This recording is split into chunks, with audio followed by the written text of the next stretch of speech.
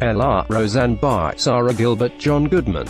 Photo, ABC Photo Archives, ABC via Getty Images. As long as there's been TV, the family has been one of its favorite go-tos. All week long, Vulture is exploring how it's been represented on our screens. The following is an excerpt from Joy Press's forthcoming book, Stealing the Show: How Women Are Revolutionizing Television, out March 6th. A family sits around a cluttered kitchen table, arguing and roughhousing. Finally, the man at the table leans over to smooch his wife. She cheerfully wipes off the kiss, letting loose a peal of bawdy laughter. That was how America met the Connor family on October 18, 1988. In its minute-long opening sequence, Roseanne conveys a concrete sense of this rambunctious working-class household. There are bills on the table that are probably overdue, and kids interrupting as the parents shrug them off. There are dowdy clothes and bad hair and faded wallpaper. But most of all, there is the glorious laugh of Roseanne's hanging in the air, a perfect chord of raucousness and affection. It signals a family life bound by love but not muddied by sentimentality. When it premiered on October 18, 1988, Roseanne was an instant hit, watched by more than 21 million viewers. The debut episode beat the World Series game it was up against, LA Dodgers vs Oakland A's, to win the night's ratings. By the end of the season, it had become the country's #2 primetime series, topped only by another family sitcom, The Cosby Show.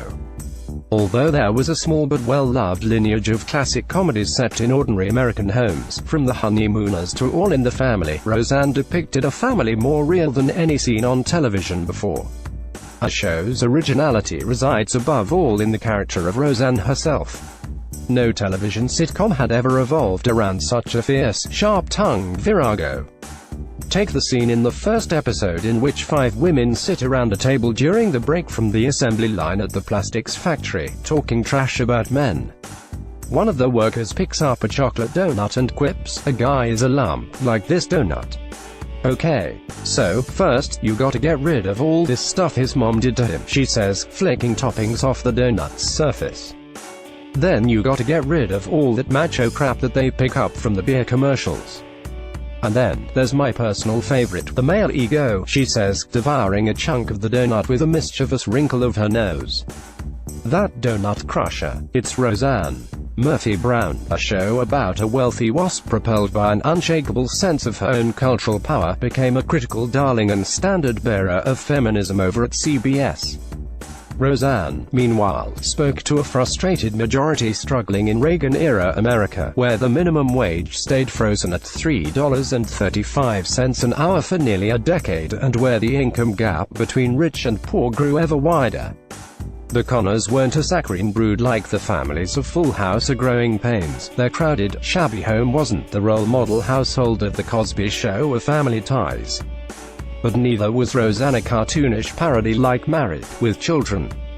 You laugh with the Connors, not at them, and the laughter was often accompanied by twinges of empathetic pain. Roseanne appeared at a time of economic uncertainty, as the stock market crash of October 1987 curtailed the greedy, dynasty-style excesses of the Reagan era. Rarely had the American working class had such poignantly authentic representatives on TV. But the series made viewers laugh more often than cry with its stinging one-liners. "Mother, our school's having a food drive for poor people," daughter Becky tells Roseanne. "Tell the AM to drive some of that food over here," she snaps back. When young son DJ finds an unemployed Roseanne trying to sell magazine subscriptions by phone, he asks what she's working on. She doesn't miss a beat. "I'm ordering new Children." The series often played up the shtick of Roseanne Connor as a bad mom, a persona Barr helped propagate and that would pick up speed in pop culture decades later, in books such as Eilert Waldman's 2009 memoir Bad Mother and the 2016 movie Bad Moms, with women coolly wearing the term as a badge of honor. A refusal of the whole "having it all" con, it became a way of pushing back against the guilt and unrealistic expectations of perfect motherhood. Why pretend you'd rather change a baby's diaper than kick back with a margarita? As Waldman wrote, "We shrug at the orange Cheetos dust smeared across our children's mouths, happy to confess our sins because we are confident that those who come closest and with the most sanctimony to emulating the self-effacing, self-sacrificing, soft-spoken, cheerful, infinitely patient, good mother are the real bad mothers." Roseanne offered a rare public admission, in the midst of the religious rights family values crusade, that parenthood could be a rotten, soul-sapping affair, especially when you throw a low-wage job or two into the mix. Roseanne is often sarcastic and dismissive to her kids. When DJ asks why she's so mean, she replies, "Because I hate kids, and I'm not your real mom." In the third season, she gets into a pissing match with new next-door neighbor Kathy, an upwardly mobile helicopter mom who ticks off Roseanne for not knowing where DJ went with her son. "I have 3 kids and a job, so I can't be everywhere," Roseanne snaps back. "I gotta trust my kids, and they're still alive, so I have obviously done something right. I had 3 kids, and that's how I lived," Barr told me recently. "I wanted to be a different kind of mother in my real life and on TV. I was kind of obsessed with it because, as a kid, Donna Reed, well, all the mothers on TV, were not like what I knew. Those classic TV mothers were horrible," she said, "because they were always making the husband look like a dolt. What do they call it? The fist in the velvet glove. Whereas the Roseanne character was kind of like my grandma. She was a real Jewish matriarch, and she ruled with a wooden spoon. You did not want to get hit on the upper thigh with that thing." By the midpoint of the series, though, Barr was living a very different life off-screen, the surreal existence of a superstar dogged by tabloids, divorced from everyday reality.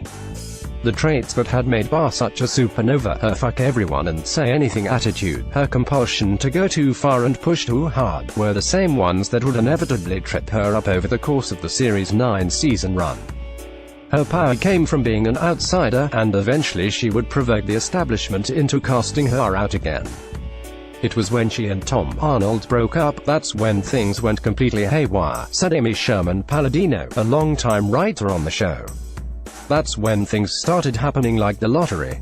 In the show's final season, Roseanne Connor wins $108 million in the state lottery, triggering a series of episodes that bear no resemblance to anything that had come before them. Jackie dates a prince, and she and Roseanne fly to New York City, where they hobnob with a jet-set crowd. The sisters mingle with a magazine editor played by Marlo Thomas and a perfume magnate played by Ariana Huffington. Absolutely fabulous characters Patsy and Adina, Joanna Lumley and Jennifer Saunders, also pop up out of nowhere in that episode.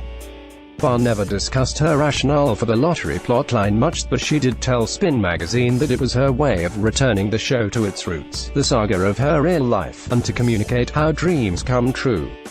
"You know, the American dream, and how these incredible things happened to me, who used to be this housewife with all these kids." She said she'd always planned to end season 8 with Roseanne Connor doing stand-up comedy. "I was always showing these poor people, who were working really hard but never getting ahead.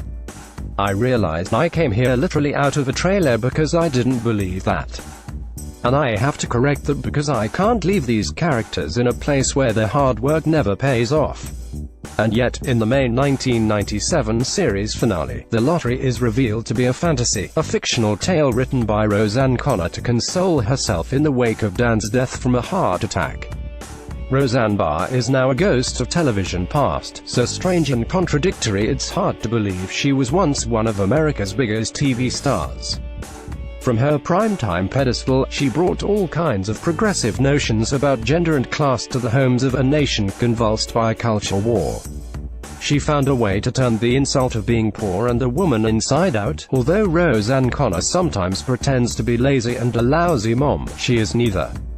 Always finding a way to keep the family afloat, she supports her kids through elopements, pregnancy, and disappointments, and she bolsters her husband through job loss, depression, and illness.